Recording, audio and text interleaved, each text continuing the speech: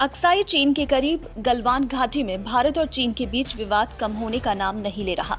चीनी सेना ने यहां पर कम से कम 80 टेंट गाड़ लिए हैं। इसके बाद से भारतीय सेना ने भी इस क्षेत्र में अपनी तैनाती मजबूत कर ली है।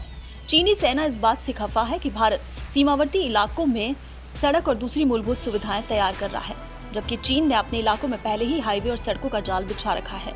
लेकिन चीन अब भारत को ऐसा करने से रोक रहा है। भारत सड़क और दूसरी मूलभूत सुविधाएं अपने अधिकार क्षेत्र में तैयार कर रहा है। इस पर चीन को ऐतराज नहीं करना चाहिए। चीन ने अब आरोप लगाया है कि भारतीय सेना ने अक्साई चीन से सटे गलवान घाटी में डिफेंस फैसिलिटी बना ली है और जो गैर कानूनी है वो चीन की सीमा के अंदर है। लेकिन सेना के सूत्रों का कहना है कि सरहद को अपने नजरिए को देखने के कारण चीन ये आरोप लगा रहा है।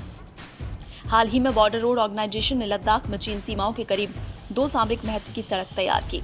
पहली पूर्वी लद्दाख के शोक से डीबियो तक जाती है। ये सड़क गलवान घाटी के करीब से ही गुजरती है। दूसरी पैंगोंग शोलेक के करीब और फिंगर एरिया के पास तक जाती है।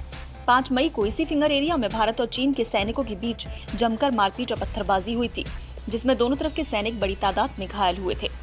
चीनी सरकार के मुखपत्र में छपी खबरों के मुताबिक मई की शुरुआत से ही भारतीय सेना गलवान घाटी में लगातार बॉर्डर को पार कर चीनी सीमा में दाखिल हो रही है।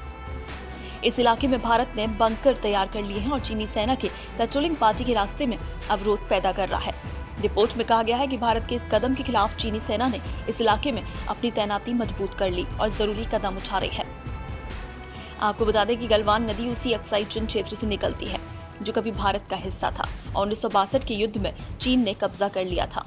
इसी गलवान घाटी में 62 के युद्ध के दौरान भारत और चीन के सैनिकों के बीच सबसे पहली झड़प हुई थी। ये गलवान नदी पूर्वी लद्दाख में बहने वाली शोक नदी में आकर मिल जाती है, जिस जगह मौजूदा फ्लैश पॉइंट है। ये इलाका दौलत बेग ओल्डी यानी डीबियो के बेहद करीब है, जहाँ वर्ष 2013 में चीनी सैनिकों ने अपने टेंट गाड़ लिए थे। करीब 20 दिन बाद राजनीतिक और राजनयिक दखल के बाद चीन ने डीबियो से अपने टेंट हटाए थे। इसके बाद ही भारतीय वायुसेना ने इस क्षेत्र में अपनी उस हवाई पट्टी को फिर से चालू किया था, जिसे 1962 के युद्ध के दौरान तैयार किया गया था, लेकिन इस्तेमाल नहीं हुआ था। डीबियो में हुए विवाद के बाद ही भारतीय वायुसेना ने डीबियो हवाई पट्टी पर military transport aircraft C-130 Hercules की लैंडिंग कराई। ये हवाई स्ट्रिप दुनिया की सबसे ऊंचाई वाली हवाई पट्टी है। ग्लोबल टाइम्स की रिपोर्ट पर भारतीय सेना ने आधिकारिक तौर से कुछ भी कहने से मना किया, लेकिन माना जा रहा है कि विदेश मंत्रालय इस खबर पर कोई टिप्पणी जारी कर सकता है। हालांकि भारतीय सेना के सूत्रों ने बताया कि भारत और चीन के बीच सरहद का मामला विवादित है। ये अभी तक नहीं सुलझा। दोनों ही देश अपने अपने परसेप्शन यानी नजरिए से सीमा को देखते हैं। ऐसे में कभी कभी विवाद हो जाते हैं। जानकारी के मुताबिक चीनी सेना ने गलवान घाटी में बड़ी तादाद में अपने टेंट गाड़ लिए हैं। आपको ये भी बता दें कि मई में भारत चीन सीमा पर यह तीसरा बड़ा विवाद है।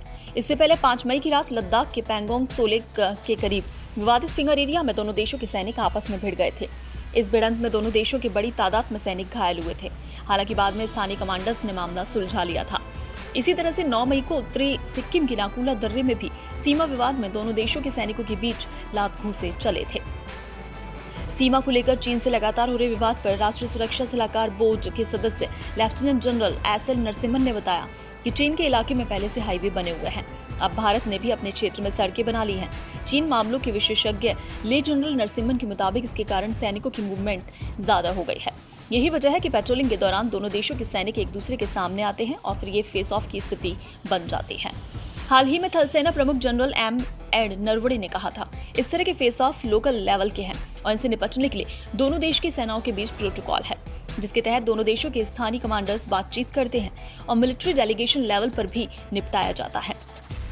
जनरल नरवणे के मुताबिक इस तरह के फेस ऑफ अक्सर होते रहते हैं, क्योंकि उनके सैनिक भी बॉर्डर पर तैनात हैं और हमारे भी। ऐसे में पेट्रोलिंग के दौरान दोनों देशों के सैनिक एक दूसरे के सामने आते हैं।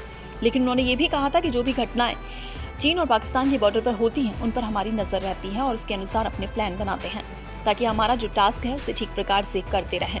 इस बीच सोमवार के रक्षा मंत्रालय ने सीमावर्ती इलाकों में सड़कों के जाल बिछाने को लेकर शेखरगढ़ कमेटी के 3 बड़े सुझावों को मानने की मंजूरी दी।